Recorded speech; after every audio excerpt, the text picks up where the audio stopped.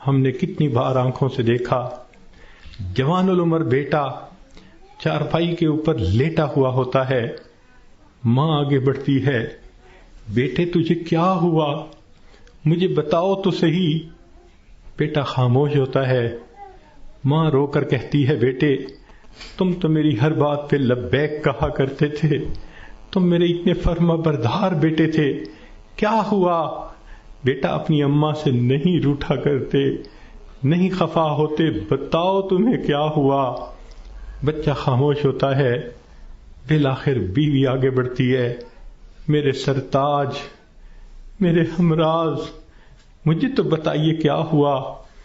اگر آپ میری کسی بات پہ خفا ہیں میں آپ سے سوری کر لیتی ہوں، معافی مانگ لیتی ہوں، مجھے بتائیں کیا ہوا؟ نوجوان خاموش ہوتا ہے، بہن آگے بڑھتی ہے، میرے ویر مجھے بتائیں تو صحیح کیا ہوا؟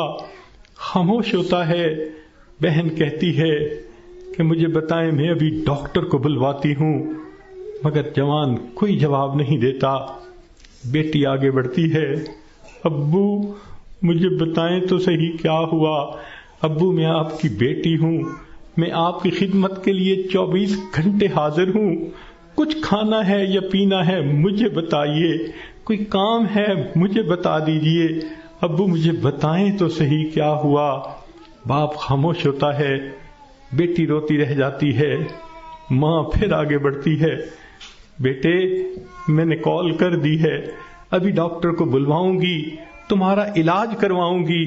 بیٹا خاموش ہوتا ہے، اسی خاموشی کی حالت میں ماں دیکھتی ہے، آنکھیں کھلی رہ گئیں، روح نکل گئی، وہ اپنے کانپتے ہاتھوں کے ساتھ جوان بیٹے کی آنکھوں کو انگوٹھے رکھ دیتی ہے۔ اس ماں نے کبھی سوچا بھی نہ تھا میں بڑھاپے میں جوان بیٹے کی آنکھیں بند کروں گی۔ جب بچے کی روح نکل جاتی ہے سب رو رہے ہوتے ہیں، کہنا شروع کر دیتے ہیں میت کو فلاں کپڑے میں رکھ دو، تھوڑی دیر پہلے یہ کسی کا باپ تھا، یہ نوجوان کسی کا بیٹا تھا، کسی کا بھائی تھا، کسی کا خاوند تھا، اب کیا ہوا؟ سب نے اس کو میت میت کہنا شروع کر دیا۔ تو جواب ملے گا اصلی انسان تو چلا گیا، یہ اس کا جسم باقی ہے، اس کو بھی ہم اس کے اصلی گھر پہنچائیں گے۔ چنانچہ اس کو نہلا دیا جاتا ہے، کفنا دیا جاتا ہے اور جنازے کا اعلان کر دیا جاتا ہے۔ اس کو لینے کے لیے کئی رشتہ دار کمرے کے اندر آ جاتے ہیں، بھئی تم کیوں آئے ہو؟ ہم اس کو اس کے اصلی گھر پہنچانے کے لیے۔ بھئی یہ گھر بھی تو اسی کا تھا، اسی نے پلاٹ خریدا، اسی نے نقشے بنوائے، اسی نے کمرہ بنوایا، اسی نے یہ مکان بنوایا، ماربل لگوایا، کہاں کہاں سے فرنیچر ڈھونڈا، کہاں کہاں سے بجلی کی فٹنگ خرید کے لایا، ابھی تو دیواریں بھی میلی نہیں ہوئی، تم اس کو لینے آ گئے ہو۔ سب کہیں گے یہ تو عارضی گھر تھا، اصلی گھر تو آگے ہے، 2 گز زمین کا ٹکڑا، چھوٹا سا تیرا گھر ہے۔ سب اس کو کندھوں پہ اٹھا لیتے ہیں، رشتہ دار جمع ہیں، سب قبرستان تک پہنچ جاتے ہیں، جنازہ پڑھتے ہیں، پھر قبر میں اتارنے کا وقت آتا ہے۔ شریعت کا یہ حکم ہے کہ جو قریب ترین رشتہ دار ہو وہ قبر میں اتارے۔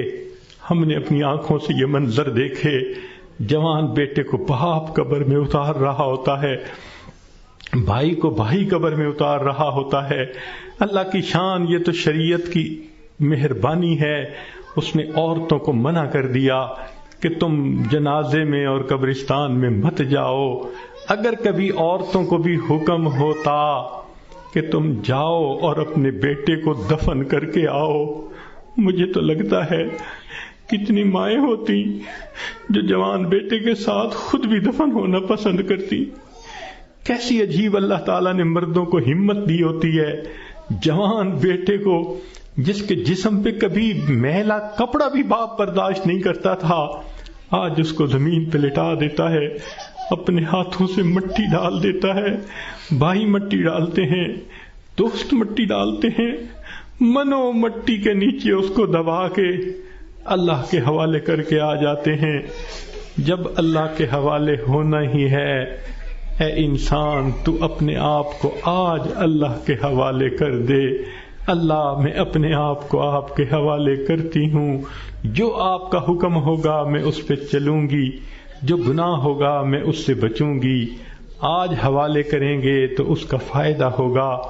چنانچہ انسان کو بالآخر اللہ کے حضور جانا ہی ہے۔ حضرت علی عنہ فرمایا کرتے تھے، موت کی تکلیف کینچیوں سے کتر دینے سے زیادہ سخت ہوتی ہے، موت کی تکلیف دیگ میں بھون دینے سے زیادہ سخت ہوتی ہے۔ اگر موت کی تکلیف کا اندازہ لگانا ہو تو آپ عورتوں کو تو بہت آسانی سے لگ سکتا ہے۔ کئی مرتبہ آگ پہ کھانا بناتے ہوئے آپ کی انگلی جلی ہوگی، کتنے دن اس کی تکلیف رہتی ہے۔ کیوں کہ جہاں سے انگلی جلی وہاں کے گوشت سے روح سمٹ کر باقی جسم کے اندر آ گئی۔ اگر اتنی تھوڑی سی جگہ سے روح سمٹ گئی، اتنی تکلیف ہے۔ جب پورے جسم سے روح سمیٹ لی جائے گی اس وقت تکلیف کیا ہوگی، ذرا اس کو یاد کر لیجئے۔ آج وقت ہے ہم اس کی تیاری کر لیں، پھر موت کے وقت تکلیف ایسی نہیں ہوگی۔ چنانچہ حدیث پاک میں آتا ہے، جب مومن کی موت کا وقت آتا ہے اللہ تعالیٰ ملک الموت کو بھیجتے ہیں، جنت کے فرشتوں کو بھی بھیجتے ہیں، وہ جنت کی خوشبوؤں کے رومال بھی لے کے آتے ہیں اور اس بندے کے سینے پہ خوشبوؤں والا رومال رکھ دیتے ہیں۔ اس بندے کو جنت کی خوشبو آتی ہے، اس کا دماغ معطر ہو جاتا ہے اور اس کی روح کو ایسے قبض کرتے ہیں جیسے مکھن میں سے بال نکال لیتے ہیں۔